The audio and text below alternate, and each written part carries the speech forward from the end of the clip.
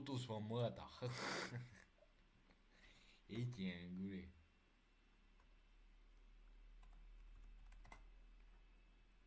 Bă, futut-e în gât.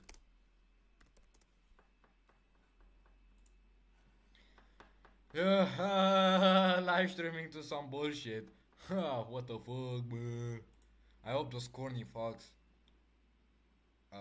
Yeah. Let's go! Ho, ho. For nearly 4 decades, Windows has been the Yeah. backbone of personal computing. Okay. At its peak, it was the system holding the largest share of desktop operating systems worldwide, be it home, offices, governments, or schools. If you had a computer, chances were it ran Windows. But that level of dominance and control was never meant to last forever. In recent years, more and more users have been speaking out. Let me tell you like this. I've modified Windows to a point, and like actually, I don't want to lose it. Like one update will break everything. If I do one fuck ass update, the actual Windows will literally corrupt in a half because how much I modified it. I know I shouldn't do it, but I just wanted to debloat it, stop the updates, and modify everything. For example, I don't have Game Bar anymore, which is crazy. But yeah, I actually deleted the files from that and the file itself, so Game Bar doesn't exist. That's why the MS Gaming overlay pops up. But yeah, because I've deleted almost every shit here. Like, bro, I just want to have at least 3 gigabytes idle and not 4 or 5. Frustrated with the clunky user experience. And like, yeah, I've also tried switching to Linux, but never again. Fuck Linux, fuck that. Why do you hate me? Why do you want me to use another operating system? Questioning even the basic features like Windows Audio. You know what really overcomes my ribeye to an inedible extra well done? How horribly inconvenient Windows audio settings have been for years. Or the updates that seems to make things worse instead of better. Yeah, that's actually fucking right. Because once, 1 month ago, when I updated it, the whole Windows just got corrupted, and I've tried backing up, and it just deleted itself. What the fuck? I mean, like, Look at this shit. if you know what I mean. Stupid bullshit. Restarting in 12 minutes and 58 seconds. This shit comes up on my computer every single day. This is the story of how Microsoft betrayed its customers to Well, I don't get those pop-ups, and I actually don't get an immediate like pop-up and look, it's updating and other. Because as I said, my Windows is modified to a point you just can't imagine anymore. And you saw how much I actually modified it. Right now, it looks like this back again because it was corrupted. please investors. And like I don't want to, you know. Ended up paying the price for greed. Because once you see how far Microsoft has fallen, Also, I don't have ads. Look, no ads. Look, to show you, like, no, I don't have anything. Or right here, or in the notification. Here. Like, no, nothing.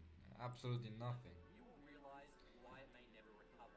Before Microsoft became the dominant force in personal computing, Microsoft would be the best operating system, and hear me out, if it didn't collect user data and actually improved.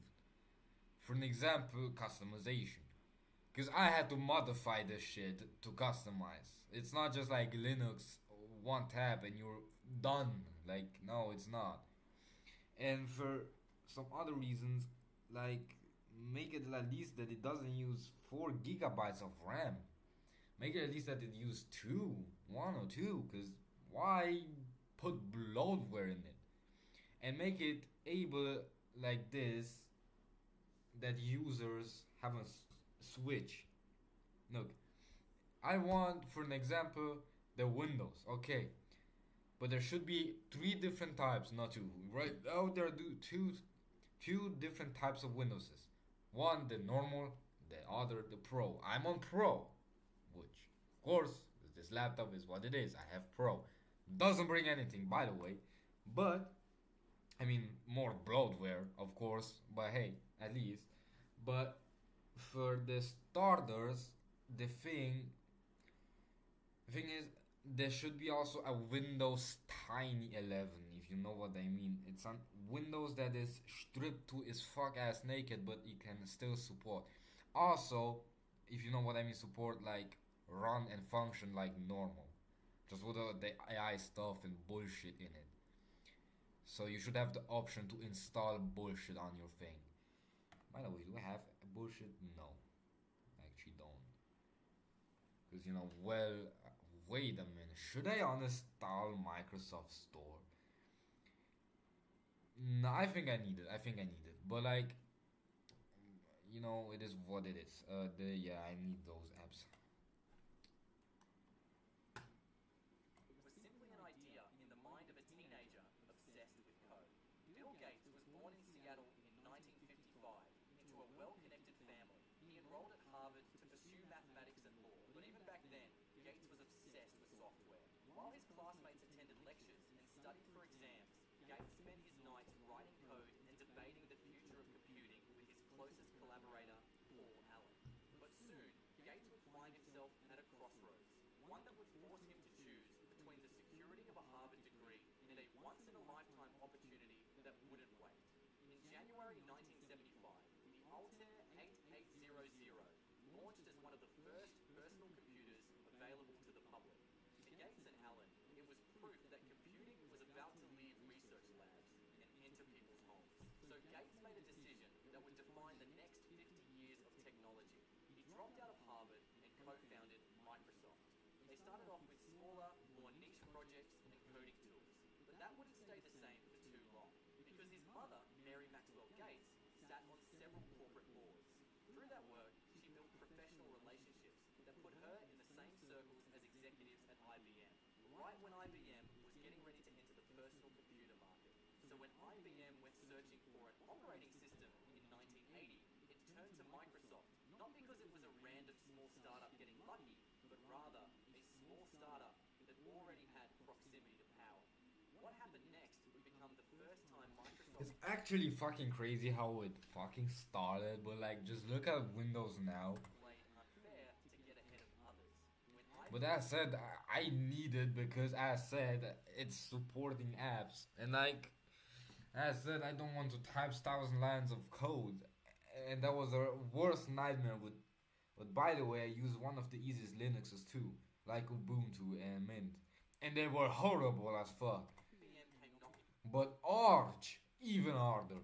on Microsoft's door, they didn't even have an operating system yet. Instead, Gates and Allen acquired And like, yeah, you have to have skill, because it's skill issue if you don't know how to use Linux. And if you look at it wrong, well, it's broken. And have fun going into the terminal and typing shit. And then also going into the kernel and modifying the source code. quick and dirty operating system from a smaller computer company called Seattle Computer Products, and presented it as their own operating system. But even when the duo were benefiting from someone else's work, they didn't sell the software outright, but instead chose to license it. And that single decision made all the difference. Because Microsoft retained ownership of the software, they were free to sell the same system to every other PC manufacturer entering the market. We have a non-exclusive license with IBM. We don't go into the details of the license, but there's no restrictions on us in terms of licensing to our other customers. As PC clones spread throughout the 1980s, that decision naturally positioned Microsoft as the sole provider to the majority of them. In fact, within the same year of their deal with IBM, Yeah. Microsoft had sold their disk operating system to 70 other companies. This is exactly what allowed Microsoft to build a near total monopoly over personal computing right from the get-go. In the 1990s, Microsoft expanded this strategy to their new OS through OEM agreements, which required manufacturers to ship computers with Windows pre-installed. So, by the time any competitor tried to gain traction, Windows Yeah. was already sitting on millions of machines on store Yeah. shelves. This strategy resembled what economists It's crazy that then after some 10, 20 years, then Linus Torvalds just started like in the room coding type of shit and programming of the C language and just born Linux like. call the lock-in economics. The theory is simple but devastating for competitors. The more people use a system, the more valuable it becomes, and the harder it is to Well, let's see how Linux would go, because if you use it as an operating system right now, only 5 to 10% they dominate. Like, Ever leave. By the time Microsoft launched Windows 95 in 1995, it was hard to argue with the results. Microsoft was the undisputed king of personal computing. Let's experience the world in Windows 95. The official release of Windows 95 felt more like Academy Awards night. But Bill Gates' and how fucking nostalgic it was. ability to dominate didn't just extend to his work, it extended to his employees too. In the year 2000, Gates developed a habit of chasing after female employees in the workplace, ultimately engaging in an intimate relationship with one woman just 6 years after marrying his then wife, Melinda Gates.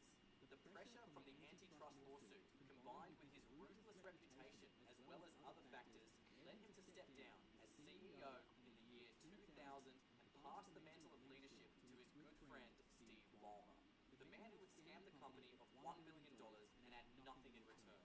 In 2000, Steve Ballmer became the CEO of Microsoft, but unlike Gates, Ballmer didn't have the expertise to run the company, and it showed in his actions. In an ambitious attempt to unify desktop and mobile computing, he removed the familiar Start button for Windows entirely and replaced it with a full-screen Metro interface built primarily for touchscreens. The only problem was that most Windows users were still on desktops and laptops without any touch input.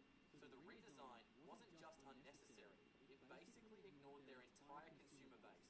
But while Microsoft would eventually reverse the decision, It's crazy because now you have the option to just fuck Microsoft and just go and beautiful love the Linux. with Windows 8.1, the deeper issue remained unresolved. Ballmer was so ignorant that he laughed at the idea of the iPhone in 2007 and predicted it would struggle in business markets because it lacked a physical keyboard. Zoom was getting some traction, and Steve Jobs goes to Macworld and he pulls out this iPhone. What was your first reaction when you saw that? $500 fully subsidized with a plan. I said, that is the most expensive phone in the world, and it doesn't appeal to business customers because it doesn't have a keyboard. That dismissal would become Yeah, well, look what you have now. Fuck you. one of the most infamous miscalculations in Microsoft's history. Because while Microsoft ignored the rise of the iPhone, Google followed almost immediately with Android and licensed a touch-first operating system across a wide range of manufacturers. I'm really excited about it. It's called Android, and it's a new open source operating system and software platform. Isn't that fucking crazy that Android is also fucking open source? And it's just also just a Linux distro just by Google. If you actually think about it, Android is also just a distro from Linux because it's made out of Linux and it is Linux. And basically you can also sudo apt install api keys. It wasn't until 2010 that Microsoft realized smartphones were becoming central to operating systems and launched the ungodly Windows Phone. However, by this time, it was already too late. iOS and Android already held the largest market share. This left Microsoft struggling for relevance, because while it may have dominated the desktop world, Windows Phone was nowhere near the growth and popularity of Android and iOS. By the time Ballmer stepped down in 2014, Microsoft was desperate for a leader who could undo all the damage done by Steve. And that responsibility would fall upon Satya Nadella, the man who would create the very problem you're experiencing today. Nadella had two choices, either defend the past or chase the future. And his decision was about to rewrite everything the world knew about Microsoft. On February 4th, 2014, his very first day, Nadella sent a company-wide email outlining a new direction to Yeah. a mobile-first, cloud-first world. Crazy. Crazy. Just crazy. Within just 7 weeks, he did something that no Microsoft CEO before him would have dared. He released Microsoft Office for iPad users. A product that had been Windows' biggest selling point was now handed directly to Apple users. In Nadella's mind, Microsoft shouldn't be tied to one platform. Instead, it should go wherever the customers are. We are absolutely committed to making our applications run in what most people describe as cross-platform great. There's no holding back of anything. It is about being able to excel everywhere our customers are. This vision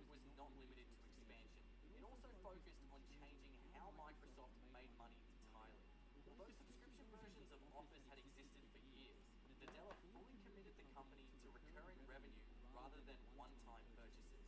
This vision finally materialized in July Imagine if it's actually true that your license expires. But fucking, 2017 I with fucking the mean launch like, of Microsoft 365, bundling Office, Windows, and security tools into a single subscription. Essentially, Microsoft had just figured out how to charge you forever, but they weren't done evolving yet. While Microsoft was protecting its empire, Amazon was busy building a new one.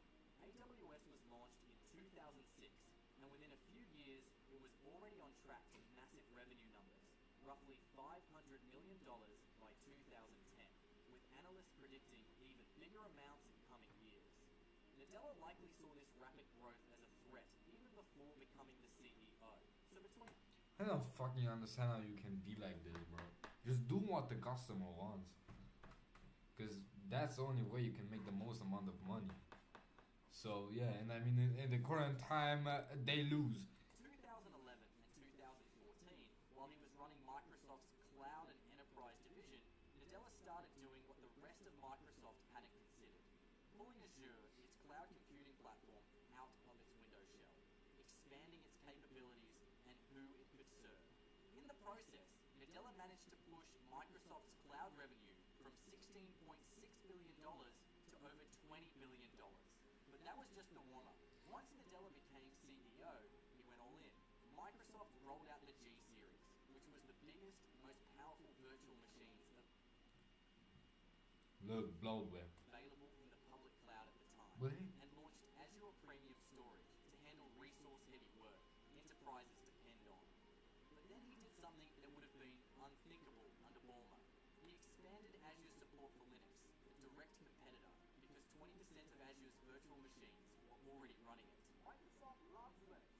20% of Windows, 20% of Azure is already Linux. That decision alone showed how dramatically the company's priorities were changing. But Nadella I mean, at least they love it. I mean, went a step ahead. I've read lots of books but they don't copy it, and that's the problem. Just do what Linux also can. in my life, but something about this one was different. Opening this book feels like entering a new world of civilization. Right, that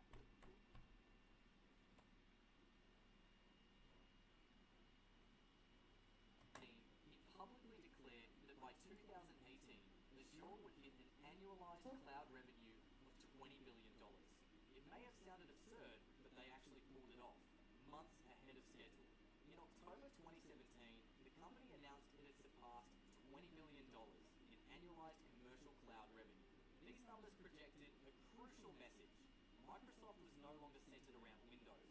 Windows had become a gateway to a much larger ecosystem built on subscriptions, Just look at this fucking thing. And by the way, I don't have any of these. I mean, like, I know that I had Word in this thing and Excel. I also had Teams on this thing. I mean, I have the Defender, but like, if you know what I mean, I also had this and this. They also came pre-installed, but I've deleted everything. cloud infrastructure, and a revenue model designed to keep charging you indefinitely. But when your operating system stops being the priority, you stop caring what happens to the people still using it. And that's exactly what Microsoft did to Windows 10. Remember how Microsoft marketed Windows 10 as a constantly evolving version of Windows? Well, as it turned out, that promise had an expiration date. On October 14, 2025, Microsoft officially ended support for Windows 10 in favor of the new and shiny Windows 11. On paper, that sounds like a normal product lifecycle decision, but in reality, it was the start of one of the most aggressive and forceful user migrations. I mean, if you really think about it, who in the fuck uses Windows 10? I mean, yeah, if you have an old machine like this, okay. If you have that thing, okay. I understand. Use Linux at this point. But, like, why in the fuck do you even care? Just switch. It was even free, by the way. It's free to switch. If you have Windows 10, you can free up and switch for free to 11. but I'm sorry, but like, what the fuck, bro? This looks fuck like, it looks just like my mom's laptop, bro. It looks fuck ass exactly like that. And something like this familiar looks my laptop, but hey, I have posted on the YouTube. in Microsoft's history. Like, just use 11 or Linux at this point, or just get a better PC. And if you have a bad PC, just install Linux. Cause yeah, it is what it is. But like, who in the fuck uses the 10? It's already outdated. Like, are you stuck in the past? And no, this is not rage bait. This is just pure fuck ass reality. If you have an old hardware, just install Linux. But if you have a new one, the fuck you need 10 for? And if your hardware can support 11 just fine and can run every app just the same, why in the fuck stay in 10? So your account gets removed and stuff like that. Like, bro, just have a mind. The first problem was hardware. To run Windows 11, you needed a newer CPU, a TPM 2. Bro, what the fuck? It's 1 gigahertz, bro. 1 gigahertz, 2 cores. 1 gigahertz. 4 gigabytes of any RAM. And 64 gigabytes thing. Secure boot capable. I mean, that's already like, look. Zero security chip. At least 4 gigabytes of RAM. Yeah, at least, but like, bro, like, who in the fuck even wants 4 gigabytes? First of all, not even 8 and not even 16 is enough because of games. So why in the fuck do you have a machine with 4 gigabytes? So that's the first thing, because you probably won't even run Chrome on that shit. So like, bro, what the fuck? Who even has 64 gigabytes of storage? Even an iPhone from 2012 has more storage than that shit, than a laptop with 64. That's old times, but I'm sorry, but it is what it is. If you're broke, install Linux. But if your hardware is capable, just install Windows 11. Just don't stay in the past, bro. But why I'm also arguing about this is because everyone just starts complaining about this shit. Bro, what the fuck? Bro, you need a 1 gigahertz processor. You don't have a 1 gigahertz processor, man. Do you have one from the 1990s? You can't even have 4 gigabytes of RAM. At this point, just don't get a laptop. Because what it requires is actually fucking little. That's absolutely fucking nothing. And then you also uninstall some apps and it will just use 2.5 or 3 gigabytes idle. Like mine, for an example, uses 2.5, 3.5. It's not the fucking hard, bro. And 64 gigabytes of storage. These requirements had nothing to do with whether your computer actually worked fine. As many I mean, yeah, well, yeah, Windows 11 also has problems. Just stop your updates. But at least you have security and like, it doesn't look like a 1990s PC, bro. people were still able to run Windows 11. Stop complaining, bro. We get it, you're broke as fuck. Okay.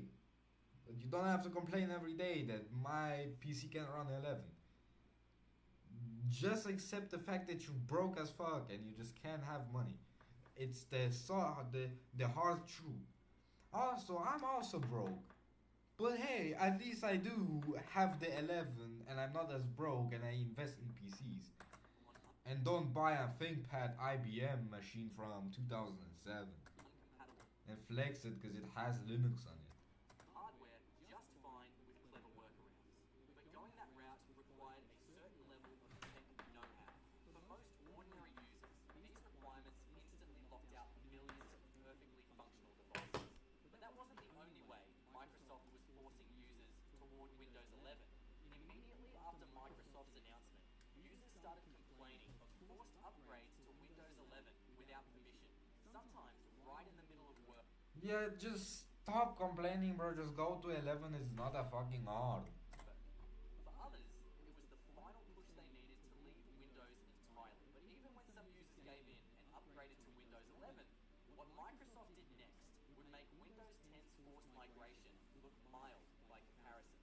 When Microsoft introduced Windows 11, it did so with a confident promise that this would be the most refined, secure, and once users actually began living inside that system every day, it turned out to be nothing more than a bold lie. Behind that polished I mean, upgrade, yeah, it's true. Windows 11 has this problem, but like as I said, just install Linux because Linux is better for, in fact, for all the for all the PCs, and also MacBooks. was a system intentionally designed to keep you locked inside the Microsoft ecosystem.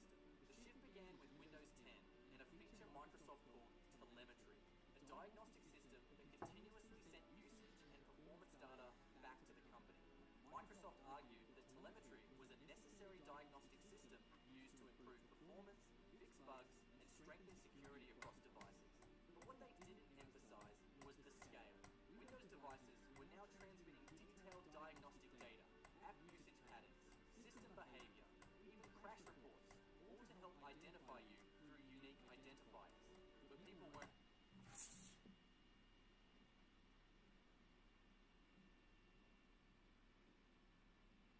Man, what the fuck? I just no.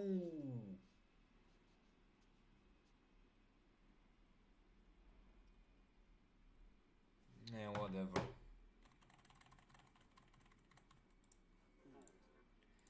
By the way,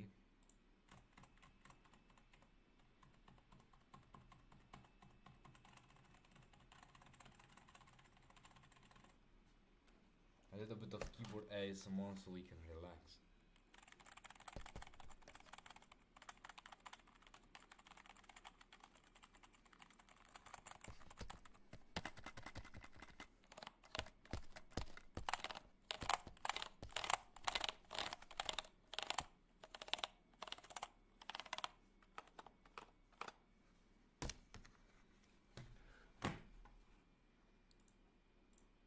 Now let's play some fuck ass nothing.